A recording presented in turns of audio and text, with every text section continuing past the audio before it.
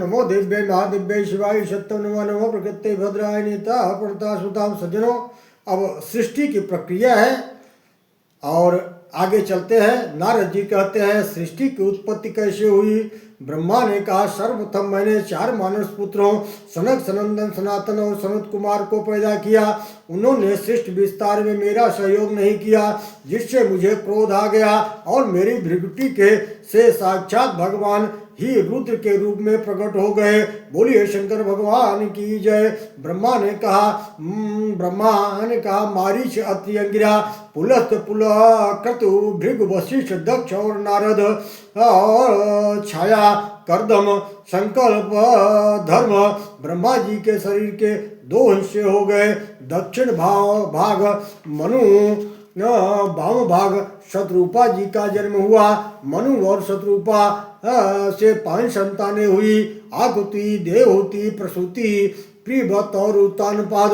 नारद भगवान शिव की कुबेर से मित्रता कैसे हुए। नारद बोलते हैं भगवान शिव की कुबेर से मित्रता कैसे हो। गुण निधि चरित्र है। ब्रह्मा ने कहा कापिल्य नगर में यज्ञदत्त नाम के एक ब्राह्मण रहते थे। उनका एक बेटा हुआ जिनका नाम था गुणनिधि।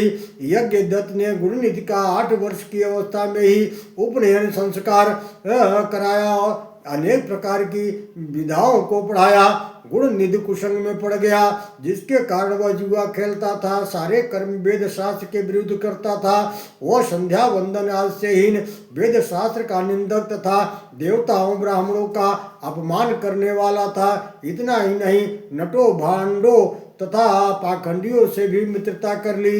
यज्ञदत्त जब भी अपनी पत्नी से गुणनिधि के संदर्भ में कुछ पूछती थी तो उनकी पत्नी उनसे झूठ बोल देती थी और वह कह देती थी कि गुणनिधि देवताओं की पूजा करने गया है अथवा अध्ययन करने के लिए गया है। इस प्रकार माँ हमेशा अपने बेटे गुणनिधि के दोषों को छिपा लेती थी।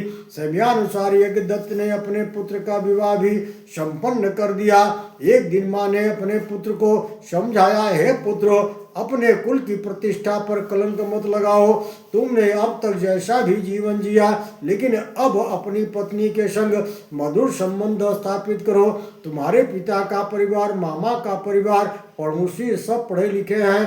तुम भी अब इस दुष्ट आचरण को छोड़ो। मैंने कभी किसी दुष्ट पुरुष की ओर नहीं देखा, फिर तुम में ये दोष न जाने कहाँ से आ गया। गुणनिधि दान आदि में मिलने वाली अंगूठी आदि को जुआरियों को बेच देता था। एक दिन यज्ञदत्त ने एक जुआरी के हाथ में अपनी अंगूठी देख लिया। यज्ञदत्त ने जब उस जुआरी से अंगूठी के बारे में पूछा तो उस जुआरी ने और भी वस्त्र आभूषण यज्ञदत्त को दिखाया, जो उनके पुत्र ने जुआरी को बेच दिया था।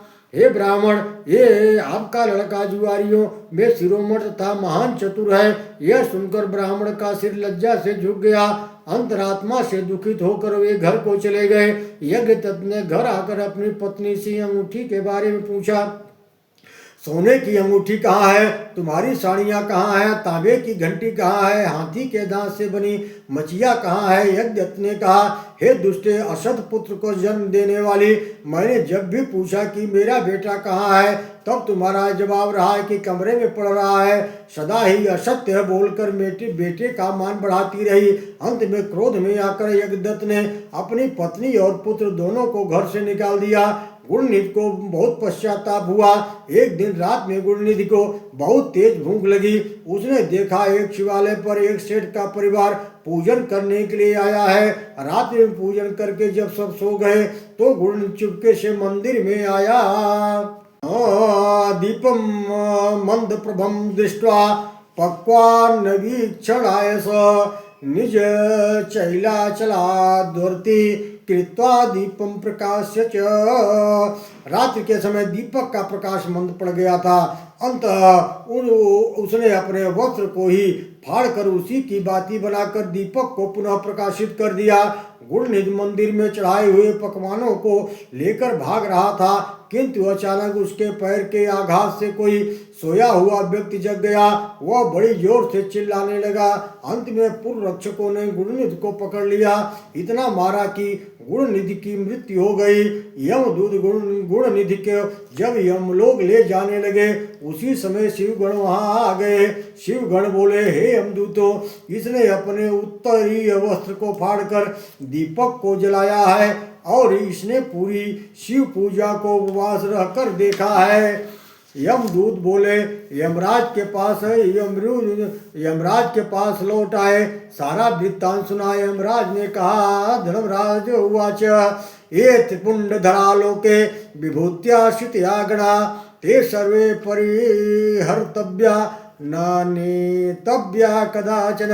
जो लोग त्रिपुंड धारण करते हैं, शरीर में भस्म लगाते हैं, रुद्राक्ष धारण करते हैं, शिव वेश धारण करते हैं अथवा जीविका के लिए शिव वेश धारण करते हैं, उन्हें मेरे पास मत ले आना। गुण निधि कलांतर अगले जन्म में कालिंग देश के राजा इंद्रम का पुत्र था, जिसका नाम दम हुआ। वह शिव की आराधना में लग गया।